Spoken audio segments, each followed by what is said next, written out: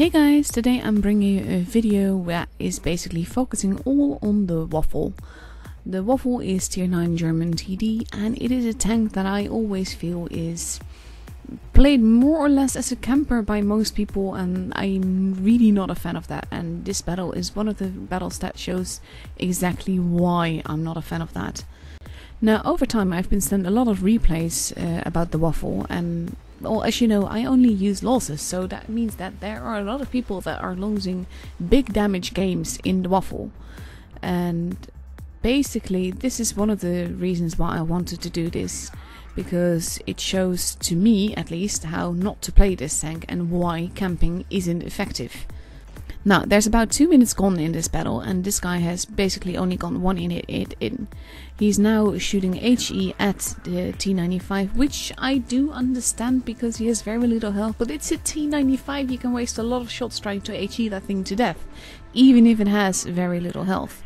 And that means that for the 27 HP that he took off the T95, there was about 450 more that he could have done to someone else. He already needed quite a bit of time to get to a position, and when he was there he had no enemies to shoot, so then he had to relocate, which took more time, and that's a lot of damage that you basically can't do because you're not in any position to basically make any shot.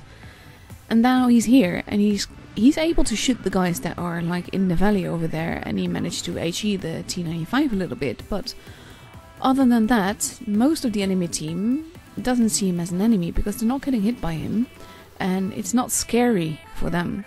Now he's shooting HE at the track of the T95, which does no damage at all, and even though I understand shooting HE at a T95, but he would be better off ignoring him and shooting the guys that are actually that he's actually able to hit.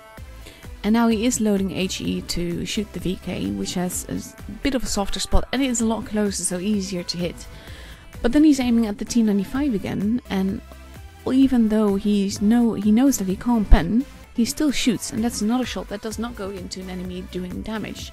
And I think that all in all, probably the T95 won the enemy the game because of the amount of damage that was not done. So now he has two teammates left that are right in front of him. They're both in not really good positions, and there goes another one.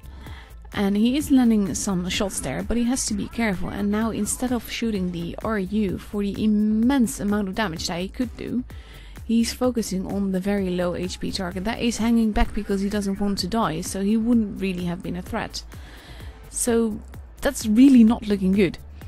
But he's finally been spotted now, so now he does manage to get the nice shot in there, and it causes a fire, which is extra nice.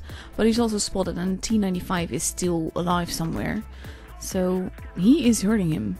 He does manage to kill that guy, but then he lost a lot of health trying to kill that RU, when I think that he could have done a lot more had he just shot the RU to begin with.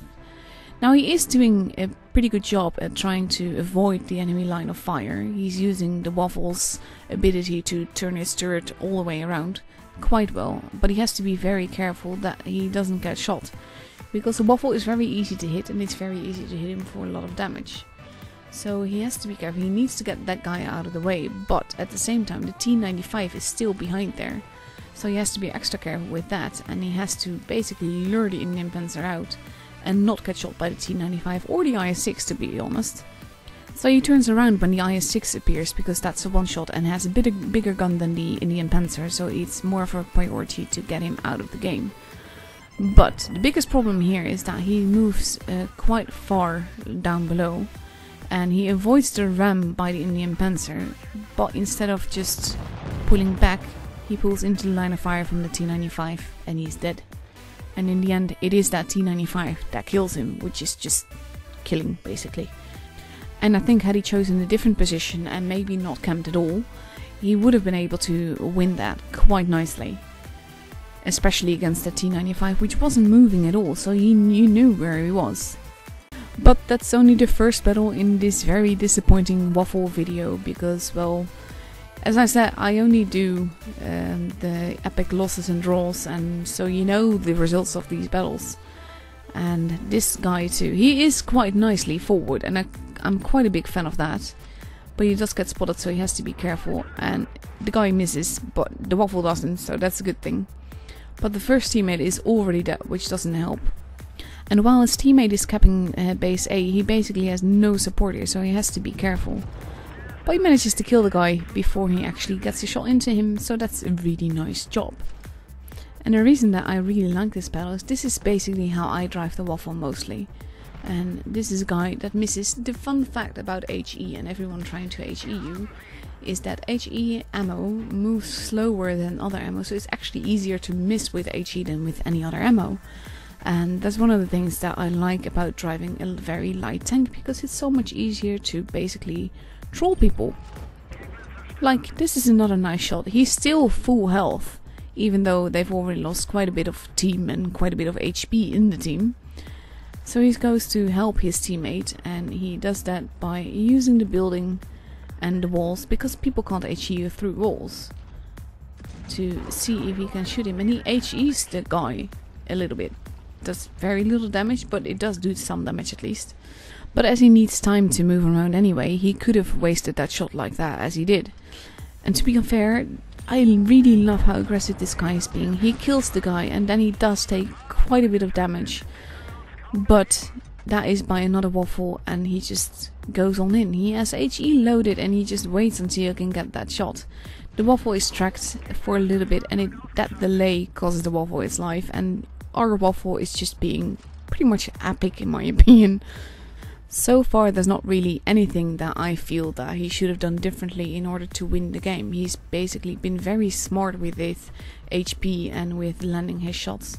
And even now, the way that he's holding, he is losing his teammate, but there's not really much that he can do about that. Like now also, he waits until he gets the shot in and it does a massive 1200 damage.